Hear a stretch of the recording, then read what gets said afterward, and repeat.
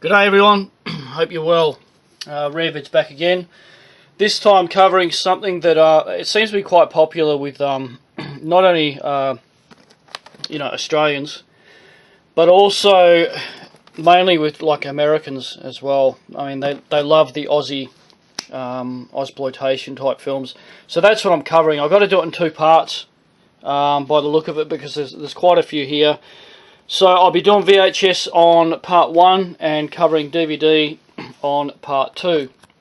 So we kick off with one that, I don't know, I'm an idiot. I haven't watched this. I've had this tape for probably fucking 8 years, and it just sort of sounds boring to me. There's some sort of electrical type fucking scenario thing that goes on, and everything sort of fucks up in the town, and that it's never quite explained if it's like a UFO or, some government cover-up thing or whatever.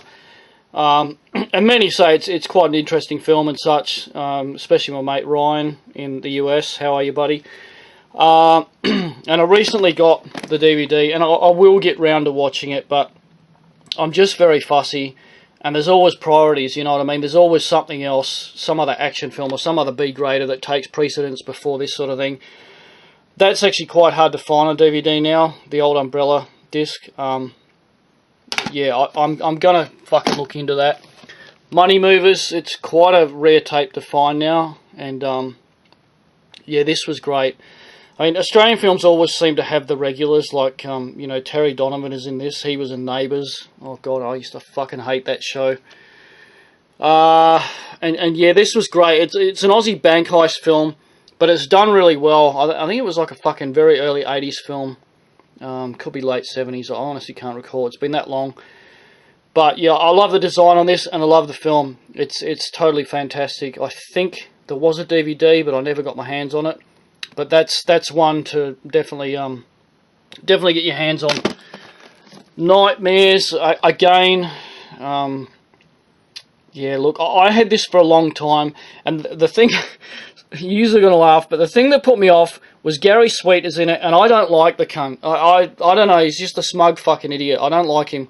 And Lisa McEwen, to me, comes across as some fucking soap opera bloody fucking, woman. And to me, I thought, oh god, this thing will be dreadful. But it was really quite good. It's actually an Aussie slasher film from the 80s, and yeah, it's got quite a lot of nudity on it, which is a bonus for most of us, especially us blokes.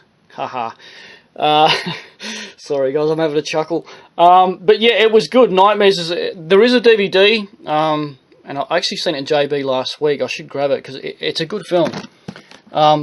The thing with a lot of these is, yeah, look, I'll be honest again, I haven't watched this again. Look, I've got like 6,000 VHS here, and I'm still trying to get through them all, and I don't think I ever will. Lady Stay Dead, again, a lot of people say this is great.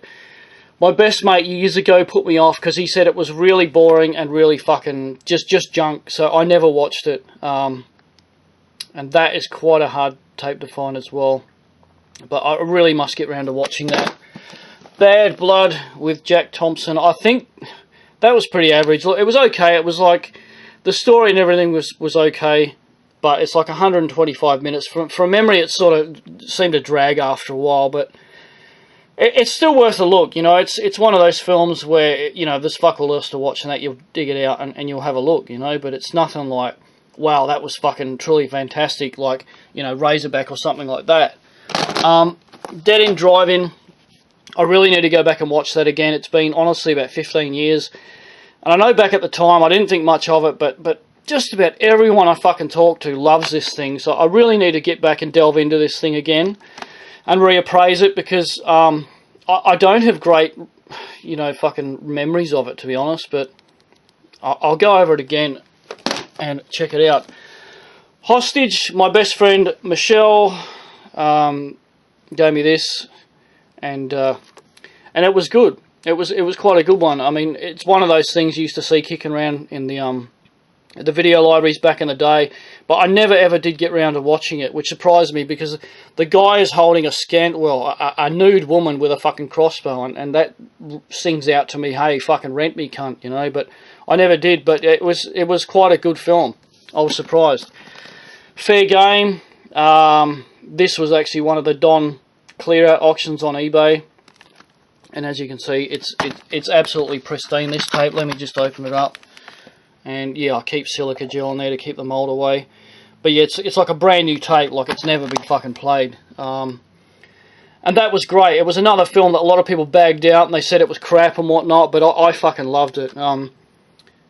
You know, there is tons and tons of these Aussie films that I don't have. It's only sort of in recent years I've really started to get into them. Razorback, what can I say? This thing is just fucking brilliant. The scene when the guy's watching TV, and I can't remember the specifics, but Razorback tows away fucking, you know, on a rope or something, half the guy's house. He's trying to watch the show on TV, and his eyes bug out his head, and Razorback runs away with half the house, you know.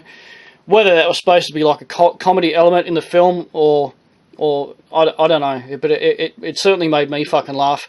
Many know the story. Unfortunately, this is still the only fully uncut version that you can get.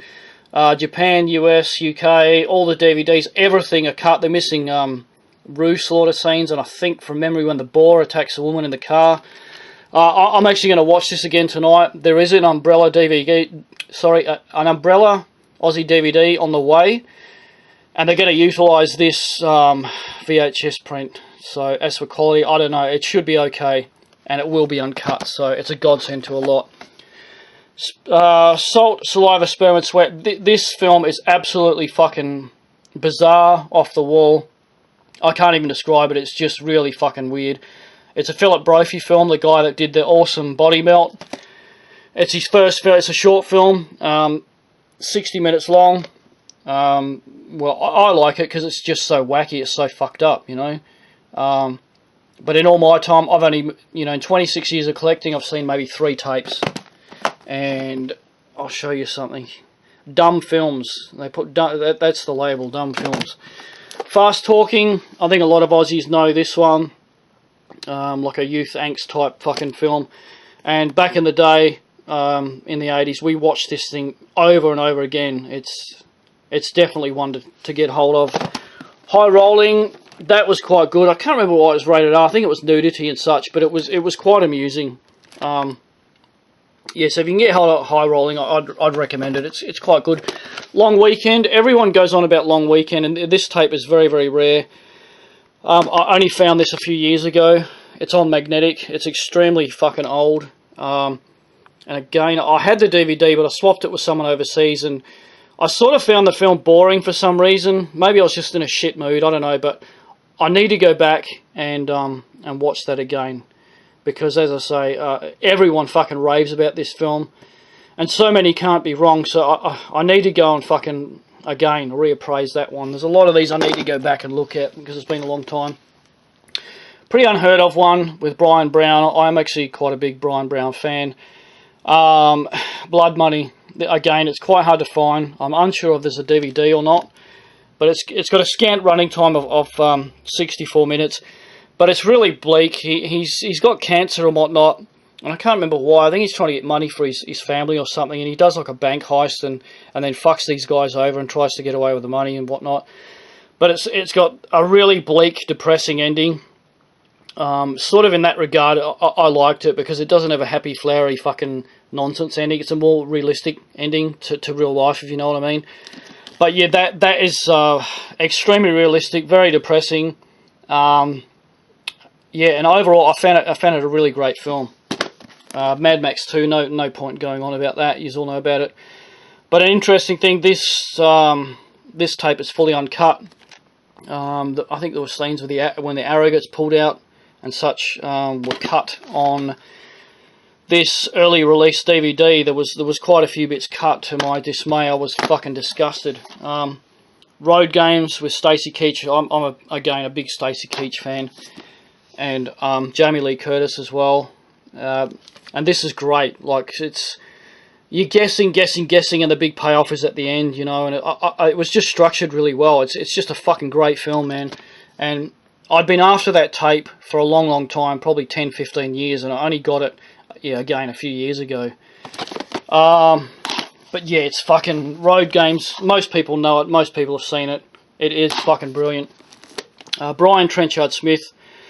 did quite a lot of films, and Death Cheaters was quite a good one. It's you know, really cheesy, cheap, but, you know, action-filled and highly amusing, you know, if you're into that sort of fucking B-grade film with an Australian flair to it, you know. It was quite well done.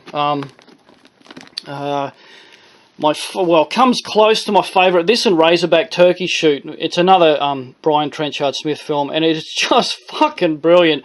The amount of violence and such in it, especially for the time, early 80s, is quite phenomenal. It's quite a fucking film. I need to get this one, The Last Knuckleman. I've never seen it. I really need to get it. But anyway, yeah, back to Turkey Shoot. It is fantastic.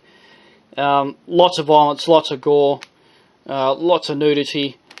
Just fucking brilliant. Fighting Back, one I acquired a few years ago. I've never watched it. I mean, to be honest, I probably never will. I just got it because it's rare and because of the label it's on. I don't know an awful lot about it, really. It's just part of my ozploitation fucking collection, I guess. A lot of my US buddies and such love this one, Sons of Steel. It's a post-apocalyptic type film. I couldn't get into it. I usually love this genre, like, a lot. I mean, I've got fucking tons of these, and I've made a video on post-apocalyptic type films. But this, I don't know what it was. It just, I can't even explain it. I just couldn't get into Sons of Steel. It was just too cheap, too stupid. It was just, to me, it was uninteresting. So, I think we shall wrap up this section at that, people. And on the next one, which I'll film, very shortly, I'll cover the DVD releases of Aussie Ozploitation and Horror. And, yeah, I'll post it up after this one's hosted. See you later, folks.